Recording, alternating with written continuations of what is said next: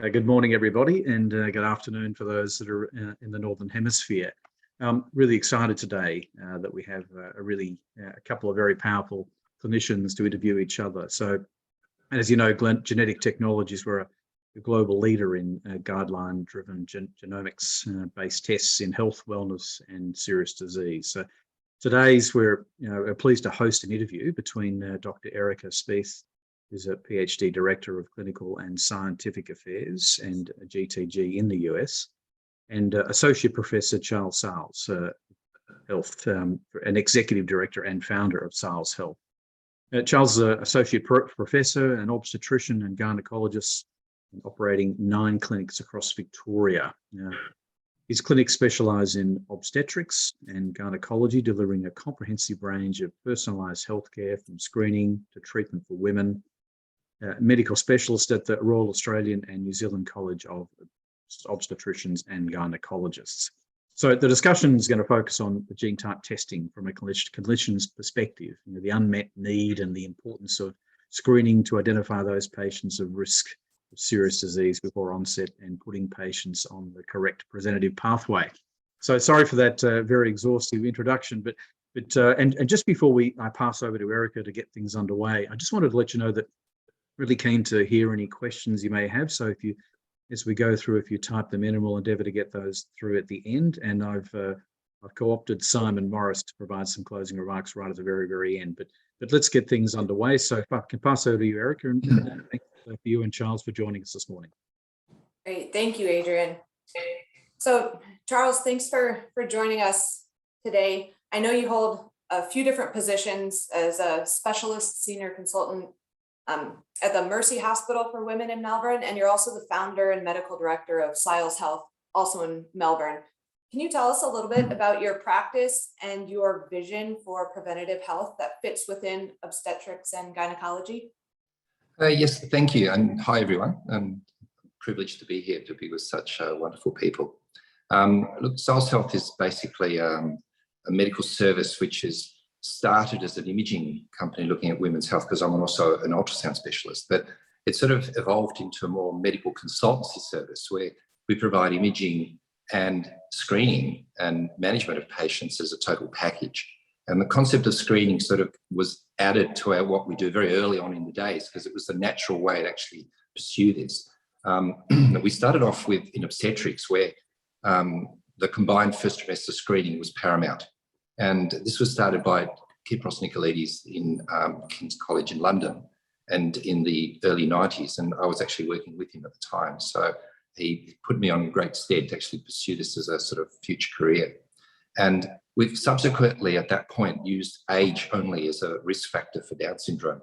But he cleverly added other natural factors.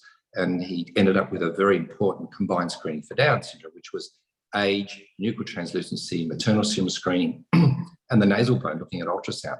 And that was the mainstay of screening for a long period of time. And then over time, fairly recently, we've introduced the NIPS program, which is the non-invasive prenatal screening system, and subsequently the carrier screening, and then extended carrier screening, preeclampsia screening. And these are not sideline things that are done in obstetrics. These are all mainstays of obstetrics, but it's evolved over a number of years. And recently we've also added the concept of oncogene assessments with the BRCA1 and BRCA2. Because of this, we've sort of evolved naturally into like a medical concierge service or a counselling service or a consultancy service, where basically we have screening and counselling as together. Imaging is part of a vital component of finding more information. And with that, we're actually then, with the concierge service, we can guide our patients to proper management from that point.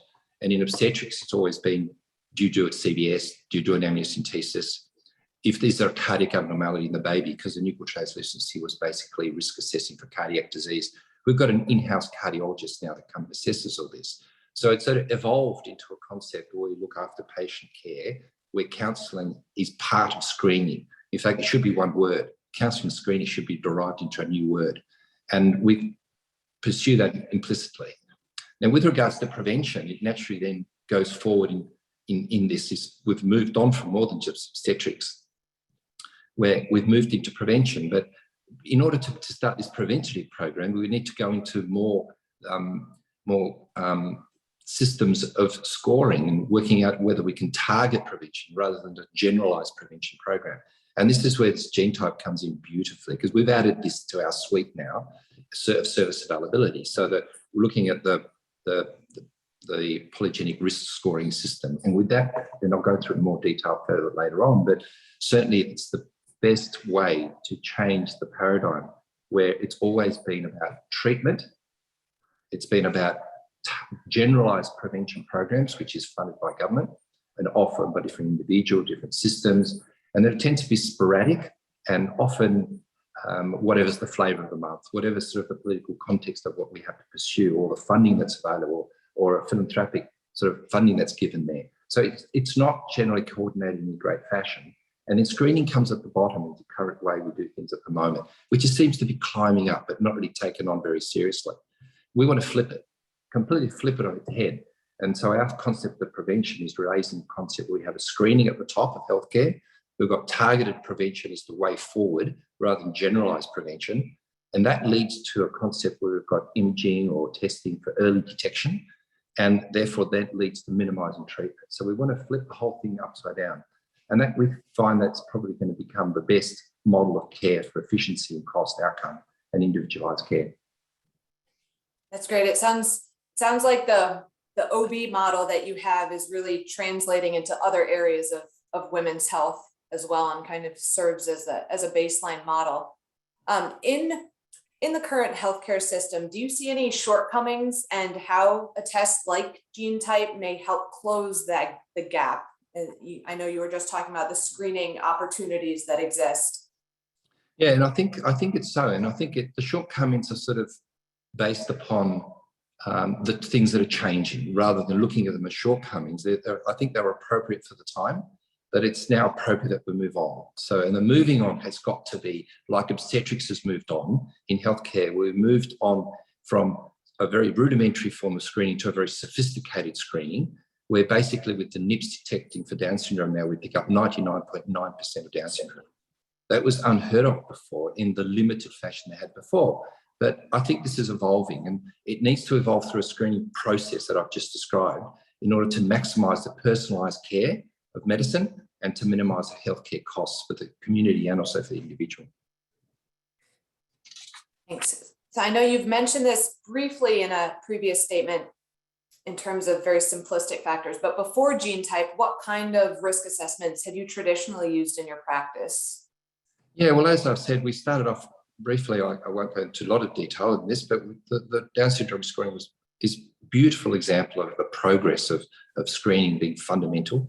The preeclampsia screening is now becoming a big thing as well in pregnancy, which is a big issue in pregnancy. But generally, as it currently stands with this concept of screening, it's poorly formed. And we sort of do it ad hoc on a clinical fashion, such as, yes, we do take a history and we take a family history, and there's a screening process. We do, is there a strong genetic component of some disease in some family? We take it into account. We also use symptoms and signs, or what the patient presents with. It's a form of screening. It's like bloating for ovarian cancer was a very poor screening tool, but we do an ultrasound based on that. So it's a very ad hoc type of screen that we do at the moment. They tend to be very isolated in the way we do things and not coordinated very well. A lot of it's left to the experience of the operator, which are brilliantly experienced, but the young people coming through don't have that experience. And so this is a very democratic way of actually doing healthcare, where suddenly we've got a risk scoring assessment that looks at the three major factors of the health issues. For example, in breast cancer, it's the familial history, there's the imaging component looking at breast density from mammography, and the polygenic side of things to develop a score. And a score is a powerful tool and a simple tool in order for patients to feel they own their space, but quickly reproducible, easy to find management pathways, and easy to record data and to analyse outcomes. That's great. And based on what you just said, how does this fit into your current patient management approach and your overall vision? Well, again, there's the vision. This is the story that proceeds and keeps going. And so therefore, if you have a score, then you've got to establish pathways to how to manage that score. And in a sense, that's what we do with our concierge Siles Health service, is that we develop pathways to, if we find a high-risk case, then we've got to look after them. And therefore, in order to provide a screening program, it's not just providing a test, but it's the test and the counselling that I've said, and the pathway management of the high-risk case.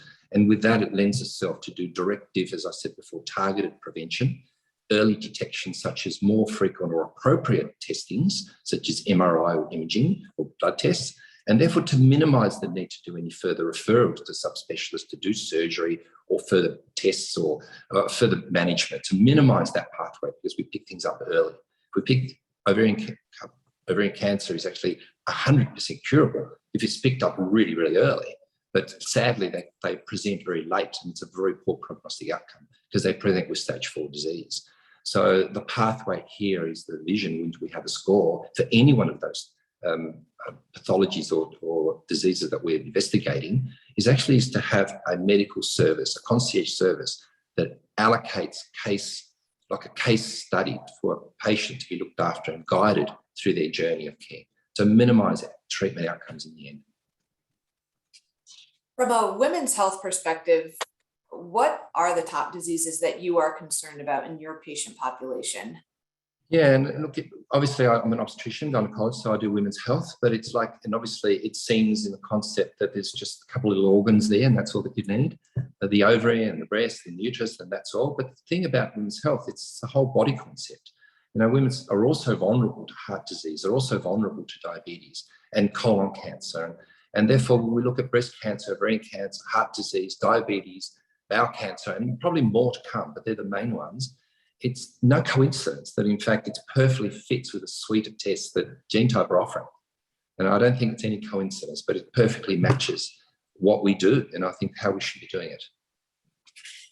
And in breast cancer specifically, I know there are general population screening guidelines and there are high-risk screening guidelines.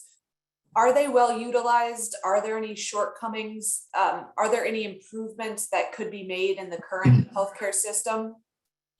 Yeah, well, look, if I equate it through my experience and my journey through pregnancy screening, it's like, if you look at back in the late 80s and early 90s, we used family history for Down syndrome screening. Is there a family history? We tested them. If the age was the other factor, so if they were over 35, their risk was 1 in 250, we regarded that as high risk of having Down syndrome. So we investigated those. So we created a paradigm where it was family history and age. And that was picked up 35% of Down syndromes. And then with Kypros's Nicolaides sort of vision and development and subsequently, we now pick up 99.9% of Down syndromes because we've evolved into a further stratified screening program. If you equate that to this system that we have now, for example, in breast cancer, it's no coincidence we use family history and we use age. And in Australia, family history, you're looking at the first degree relative, and then if it's positive, then you do a BRCA test, and if it's BRCA positive, then you've got a greater than 50% chance of developing breast cancer in your lifespan.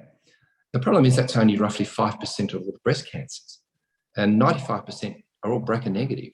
So a lot of people who have BRCA negative tests sometimes can get falsely reassured because a BRCA negative test with a first degree relative, in fact, has a less than 50% chance of lifestyle risk, but that could be 49%.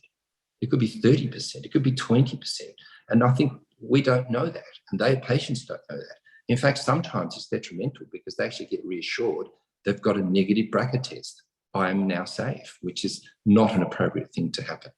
So the other thing that we use is age. And the Australian government system at the moment, which has been wonderful to now, is that we provide a sort of a government-funded mammography service every 2 years from the age of 50 to 74.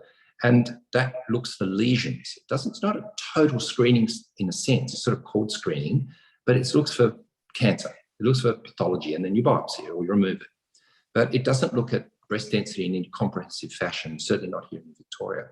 And the problem with that is that the uptake for screening, if you call that screening, just using age alone, basically the uptake for the first mammogram is roughly 90, 95% plus.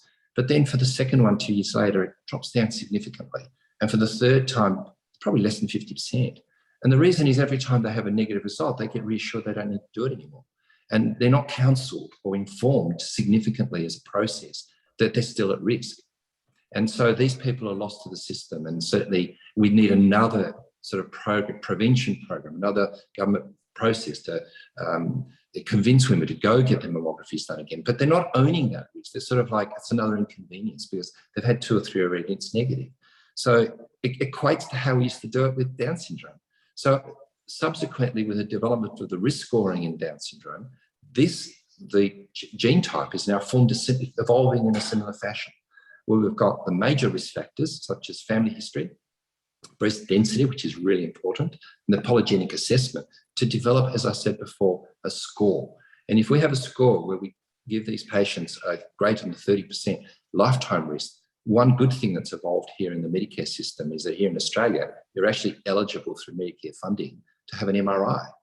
And I think in the US, the recommendation is greater than 20%, but in Australia, it's currently 30%. We probably should drop it to 20%, but there's room there always for improvement. But with that capacity, it allows for guidance to targeted prevention and then early intervention. I keep saying this all the time, and to minimize treatment. And I think with time, hopefully we'll get to 99.9% pick up of breast cancer like we do with Down syndrome. And through this natural evolution, and I've seen it in obstetrics, and this is now evolving into other areas of healthcare, of which Siles Health and what we're doing with our medical concierge service and with geneType availability, it's coalescing together. So when you are sitting with a patient, and there are risk factors that you've mentioned, like the family history, that are more easily observed when you ask through a questionnaire, and the patient can actually give you an answer. Then there are more hidden risk factors, which we can potentially address with geneType. Is there value in digging deeper into your patient's risk of disease? But I think more importantly, clinicians have a time management issue. You are seeing lots of patients, and how do you balance between, it would be ideal to sit with a patient for an hour or 2 and understand every single little risk factor possible, but what is actually clinically feasible, and how do you make that balance? And do you think geneType can help play a role in facilitating a potentially easier management structure? Well, absolutely. I mean, you described it beautifully. And, that is how medicine is done. We don't really have, ideally, 2-3 hours to spend with every patient. And, in a sense, with the other patients miss out on our service. So the cost-benefit analysis of healthcare is not just financial, but it's outcome-based. And certainly, I think the best way to stratify is to have a proper stratified system, which minimises the need to actually be inclusive in every factor, but just include the main one, but still not significantly changing the outcome. And I think GeneTest does that. For example, if we do have, there are other factors that are included, such as, the age of the first degree relative who has breast cancer. Well, maybe known, maybe not known. Whether someone's on the oral contraceptive pill or not. Well, do they remember when they started? Do they remember which type of oral contraceptive pill? Are they taking it regularly? Are they on hormone replacement therapy? Well, which one? There are so many. Some of them are associated with breast cancer, some are not. And do they remember which one they started and whether they're compliant or not? The age of menarche, well, I guess most women remember that, but maybe they don't. The reality is, well, smoking has a factor. Well, do people really admit how much they smoke, or when they started, or when they stopped? Alcohol, well, how much do they take? Well, most of us lie about it, I think, or actually don't remember because we've had too much. In this context, it sort of gives you false, erroneous information into a risk scoring system that pretends to be accurate. So even though if they're done correctly and accurately, they'll have some impact. But in the current system of having a consultation with a limited time frame, I think they'll be more detrimental than beneficial. So if we stick to the concept, which are the most important 3 risk factors in the familial history, the imaging, and the polygenic, I think we'll minimise all those sort of erroneous factors which can be falsely put into a scoring system. So I kind of think in that scenario, it lends beautifully to a quick system which it fits in perfectly into the time frame of a normal consultation, without compromising on outcome. Yeah. Now, you touched on this briefly a few minutes ago. I wanted to go back to it. When you're talking about sort of standard screening guidelines for the average woman, do you think that there's value in being able to offer a woman an analysis of their risk of developing breast cancer to help discuss basic screening compliance? Oh, absolutely. And I think that lends in with the previous question beautifully. It segues well in the sense that once you have a score, compliance actually comes with it. Because once you own it and you have a case manager with you, which is what we try to do in our medical concierge service, you actually then feel that you have that risk with you and you want to do the best to minimize it or reduce it, or actually to own it, rather than this nebulous thing, oh, I think I'm at risk, I think I'm not at risk. And therefore, once you have that risk, and if you are now regarded as high risk, now I think it's important to go into those lifestyle factors. Now we can look at it more deeply, appropriately, and target prevention by saying, okay, let's look at your weight loss program. Let's look at whether you're on the correct oral contraceptive pill. Maybe the smoking issue we need to fix. Maybe the alcohol issue we may or may not need to look at. The exercise things becomes more appropriate, targeted, and then patients are more compliant in effecting it. So suddenly all these things which supposedly are important for risk assessment are useful in management of a patient. And also the other thing that's important now is once you have a high risk knowledge, and we know these patients are high risk on our assessment, well, there is a potential to reduce that risk, not just by lifestyle changes, but we do know the interesting and exciting ways that we find medications like, and there are others like tamoxifen, for example, potentially may reduce risk. And I think, and shown that it probably does. But I think this is an exciting way of going forward to the future. We can actually not just prevent, we might even reduce risk. And I think going forward, this is something I think that myself and with geneType, gene technologies, we can look forward and do a prospective trial looking and see whether we can implement something to look at this issue. But obviously, early detection is paramount. So that, for example, if we do find they're greater than 30% risk, we put them on, we do MRI regularly.